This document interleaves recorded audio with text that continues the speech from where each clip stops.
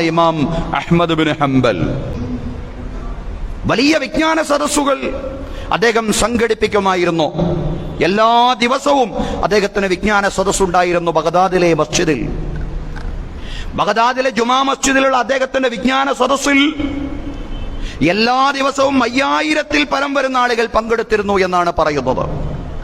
പക്ഷേ അതിൽ ഭൂരിപക്ഷം ആളുകളും ദരിദ്രരായിരുന്നു, പാവപ്പെട്ടവരായിരുന്നു. ദരിദ്രർക്ക്, പാവപ്പെട്ട ആളുകൾക്ക് ഏറ്റവും അധികം അന്തസ്സ് ലഭിച്ചിരുന്ന സദസ്സായിരുന്നു മദ്ഹബിന്റെ ഇമാമുമാരിൽ 4-മത്തെയാളായിരുന്ന ഇമാം അഹ്മദ് ബിൻ ഹംബൽ റഹിമഹുല്ലയുടെ വിജ്ഞാന സദസ്സ് എന്ന് പറയുന്നത്.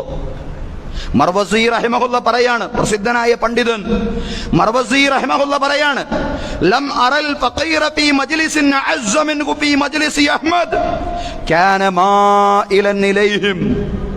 ഇമാം അഹ്മദിന്റെ മജ്ലിസിൽ, വിജ്ഞാന സദസ്സിൽ ദരിദ്ര ജനകോടികൾക്ക് ലഭിച്ച ഒരു അന്തസ്സുണ്ട്, ഒരു ഇസ്സത്തുണ്ട്.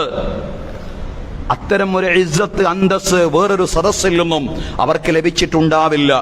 കാന മാഇലൻ ഇലൈഹിം, ദരിദ്രരിലേക്ക് ഏറെ ചേർന്ന് നിൽക്കുന്ന പണ്ഡിതനായിരുന്നു ഇമാം അഹ്മദ് ബിൻ ഹംബൽ റഹിമഹുല്ലാ.